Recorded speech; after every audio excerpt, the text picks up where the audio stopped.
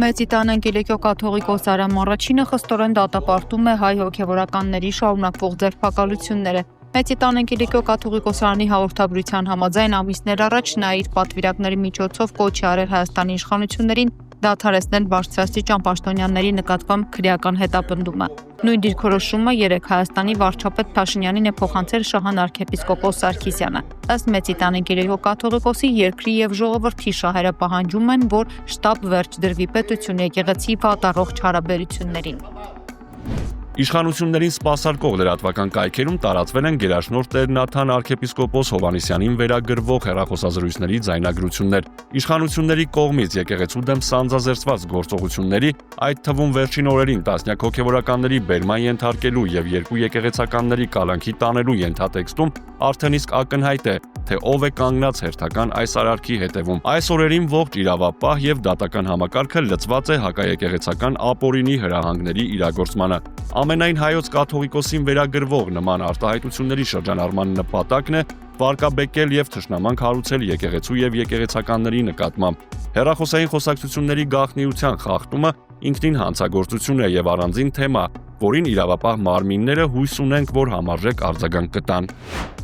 Հայաստանի իշխանությունների կողմից հայաստանյաց առաքելական Սուրբ եկեղեցու դեմ իրականացվող հարձակումներն ու հալածանքները, նաև հակազգային գործունեությունը ՀՅԴ բյուրոն գնահատում է որպես բացարձակապես անընդունելի։ Անթույլատրելի ենք համարում այդ բոլորի հեղինակին արժանացնել Մեծի տան Կիլիկիո կաթողիկոս Նորից Սուրբ Օծություն Տեր Արամայի հատուկ ուշադրությանը, ինչը բնականորեն առաջացրել է Սփյուռքի եւ Հայաստանի հայ հասարակության արդար վրդովմունքը, ասվում է ՀՅԴ հայտարարության մեջ։ Հայաստանում տեղի ունեցողը ծրագրված հարձակում է ոչ միայն հայ եկեղեցու, այլև հավատավոր ողջ ժողովրդի, նրա ինքնության եւ ազգային նկարագրի վրա, եւ այն երբեք չի կարելի դիտարկել որպես եկեղեցու եւ պետության միջև հակամարտություն։ Վերջին օրերին Հայաստանի իշխանությունների կողմից բարձրաստիճան հոգևորականների կալանավորումները եւ եկեղեցու թիրախավորումը դատապարտելի վարքագիծ են, որոնք հրամայական պահանջ են առաջացնում հայաստանյաց առաքելական Սուրբ եկեղեցու կաթողիկոսական աթոռների համատեղ ջանքերով պաշտպանելու որպես հայ ժողովրդի կյանքում բացառիկ ազգային արժեք ներկայացնող եկեղեցին։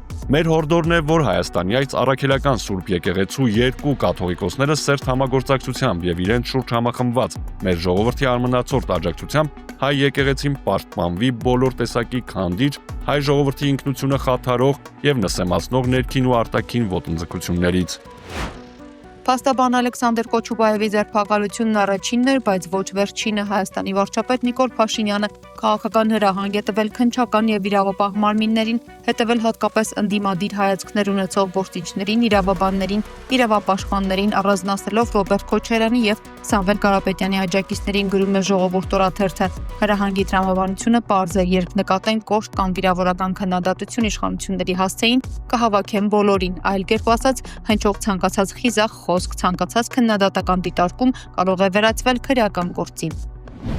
Այս քայլով քաղաքացիական պայմանագիրը կարծես որոշել է մաքրել քաղաքական դաշտը քննադատներից ու ազատ մտածողներից, ընտրությունների գնալ առանց այլընտրանքի, առանց հարցադրողների, առանց քննադատական մտքի։ Ըստ տեղեկությունների շարունակվելու է նաև եկեղեցու դեմ հարձակման պլանը։ Իշխանական շրջանակներից հայտնել են, որ ՀՀ վարչապետը նպատակ է դրել ամենայն հայոց կաթողիկոսին գահանկեցանել նրա գահակալության օրը, հոկտեմբերի 27-ին։ Մինչ այդ իրավապահները կշարունակեն ճնշումները հոգևորականների նկատմամբ, հատկապես նրանց, որոնք կաթողիկոսի ազգականն են կամ շրջապատին մոտ, ինչպես եղավ Արագածոտնի թեմի առաջնորդ կաթողիկոսի քեռորդի Մկրտիչ եպիսկոպոս Պրոշյանի երկամսյա կալանքի դեպքում։ Եկեղեցի էլ կներխուժեն առանց վարանելու։ Իշխանական ներկայացուցիչների մեկնաբանությամբ հոգևորականներն են քաղաքացիներ, եւ եթե որևէ մեկը օրենք է խախտում, պետք է պատասխան տա։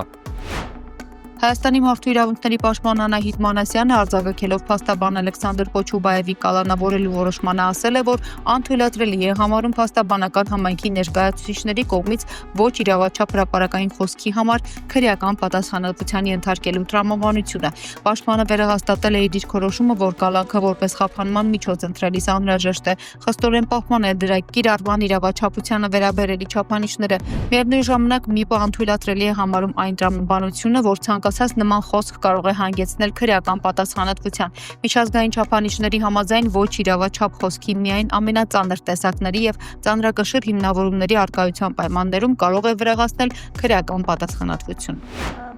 Երկու օր առաջ Հայաստանի փաստաբանների պալատից ծանոթություն է ստացել նաև փաստաբան Հովհաննես Խուդոյանը, որ իր վերաբերյալ ներկայացվել է կարգապահական բարույթ հարուցելու հաղորդում։ Օրինակ ես քիչ առաջ հրապարակեցի, որ վերաբերյալ կարգապահական բարույթի հաղորդում եմ ներկայացրել։ Բանի համար որ քննչական կոմիտեի նախագահի հայտարարությունները հրապարակային եւ որակել են որպես սուտ։ Ինչը իրականում ապացուցել է, որ այդպես է։ Տարբեր եղանակներով փորձում են նաև, քանի որ ամեն ինչ սահմանափակել են, դատական արձանները ապեցան տակին, դժվար արդարացան հարցնել, փաստաբանները ստուգում են մարդիկ են, ովքեր բարձրացնում են անարդարությունների մասին, հրապարակային ներկայացնում են բոլոր այդ խնդիրները, համակարգի խնդիրները,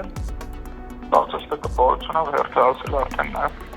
փաստաբանների ծրագրերը փորձել կատարել։ Facebook-յան էջումը հրապարակել եմ առաջ, Քննչական կոմիտեից հաղորդում է գնացել փաստաբանների պալատ, այս բան քննարկում է բարույթ հարուցել, չհարուցելու հարցը, ես ինքս խնդրել եմ, որ բարույթ հարուցվի, որպեսզի գործընկերներս էլ կարողանան ներկայացնել բոլոր հանգամանքները։ Եվ խոսքը նրա մասին է, որ քննչական կոմիտեի նախագահը հանրային հեռուստաընկերության եթերում սուտ արտահայտությունները կատարել, ես էլ ապացուցված ձևով դրանք որակել եմ որպես սուտ, իրեն էլ անվանել եմ սուտախոս։ Պարոն Խուդոյան, եւս մեկ հարց, ձեր կարգապահական բարույթի վերաբերյալ պատասխան տվել եք արդեն։ Չէ, ես կարծում եմ շաբաթ կամ կիրակի ժամանակ կունենամ պարադին կհասցնեմ բացատրությունը, որից կխնդրեմ բարույթը հարուցել եւ արդեն ըստ օրենքով ընթացել կարգի համապատասխան լսումներ կազմակերպել։ Հայաստանի իշխանությունները քննարկում են Սամվել Կարապետյանի մեր ձևով քաղաքական կուսակցության 2026 թվականի ընտրություններին մասնակցելու համար գրանցմանը խոչընդոտներ ստեղծելու հարցը գրել է հրապարակորաթերթը, հղում անելով իր աղբյուրներին։ Ըստ թերթի քաղաքացիական պայմանագրում կարծում են, որ եթե Տաշիր ընկերությունների խմբի նախագահ Սամվել Կարապետյանը մասնակցի ընտրություններին, ապա իրեն շանսերը կզրոյանան եւ պարտությունն անխուսափելի կլինի։ Այդ պատճառով ամեն գնով պետք է խոչընդոտներ ստեղծեն, որ նոր քաղաքական ուժը չլինի ընտրաթերթիկում նշել է լրատվականը։ Բարերար Սամվել Կարապետյանի դուստրը Տաթևիկ Կարապետյանը Instagram-ի իր էջում հիշեցրել է վաղը սպասվող հանրահավաքի մասին, միաժամանակ ներկայացնելով անձնական դիտարկումներ եւ մտահոգություններ երկրի իրավիճակի վերաբերյալ։ Երբ երկրում մարդկանց ձերբակալում են ոչ թե արարքների, այլ խոսքերի համար, դա այլևս մեկ առանձին վերցած մարդու խնդիրը չէ։ Խնդիրը այլ է։ Ինչպիսին է լինելու Հայաստանը։ Ազատ, թե վախեցած։ Երբ երկրում հարցերը լուծում են վիրավորանքներով սոցիալական ցանցերում, իսկ այդ ժամանակ քո երկիրը շփոթում են Կամբոջայի կամ Ալբանիայի հետ, դա վերաբերվում է մեզ բոլորիս, մեր պատվին։ Արդեն 121 օր է, ինչ իմ ընտանիքը կանգնած է ոչ միայն հարազատ մարդու կողքին, այլ յուրաքանչյուր Հայաստանի Հանրապետության քաղաքացու իրավունքների ու արժեքների պաշտպանության համար։ Իմ հայրը կալանքի տակ է այն խոսքերի համար, որ կանգնած է եկեղեցու կողքին։ Մենք բոլորս կանգնած ենք եւ շարունակելու ենք կանգնել եկեղեցու կողքին ու պաշտպանել մեր արժեքները։ Հայրս մեզ միշտ հիշեցնում է, եթե քարը մոռանատ է, որ լեռից է պոկվել, ապա այն վերածվում է փոշու։ Մեզ չեն կարող վերացնել փոշու։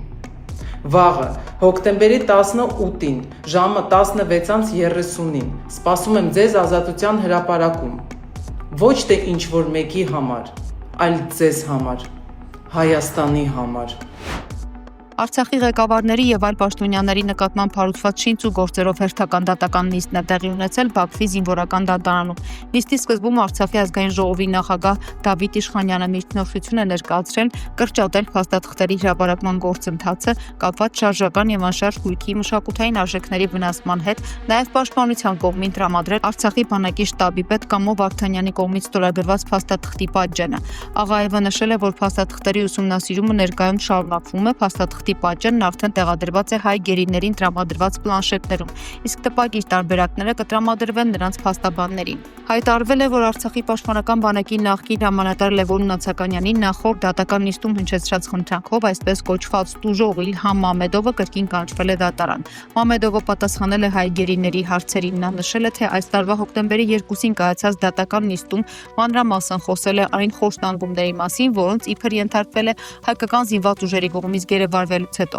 Նրա խոսքով 2002 թվականի մայիսի 10-ին զինվորական ծառայության ժամանակ դիրք գնալու ճանապարհին մոլորվել է եւ գերի ընկել։ Հարցին թե երբ եւ ինչու է իրեն հաշմանդամության կարգավիճակ շնորհվել, տուժողը նշել է, թե իբր գերության մեջ խոշտանգումների հետևանքով վնասվածքներ է ստացել, այդ պատճառով էլ ստացել է հաշմանդամության կարգավիճակ։ Նա նաեւ ասել է, որ գերության մեջ գտնվելու ընթացքում իրեն առաջարկվել է արտասահման մեկնել, բայց ինքը մերժել է, իսկ առաջարկանողի ինքնությունն իրեն հայտնի չէ։ Դրանից հետո Լևոն Նացականյանը հայտարարել է, որ հաջորդ դատական նիստում մանրամասն կպատմի այդ ժամանակ տեղի ունեցած իրադարձությունների մասին։ Պետական մեղադրող Ֆուադ Մուսաևը նշել է, որ Լևոն Նացականյանը մի կողմից պնդում է, որ չի տեսել Մամեդովին, մյուս կողմից խոստանում է մանրամասներ պատմել տեղի ունեցածի մասին։ Ի պատասխան Լևոն Նացականյանը նշել է, որ չի ճանաչում Մամեդովին, բայց մտադիր է խոսել այդ ժամանակահատվածում տեղի ունեցած իրադարձությունների մասին։ Դատական նիստը շարունակվել է փաստաթղթերի ներկայացմամբ։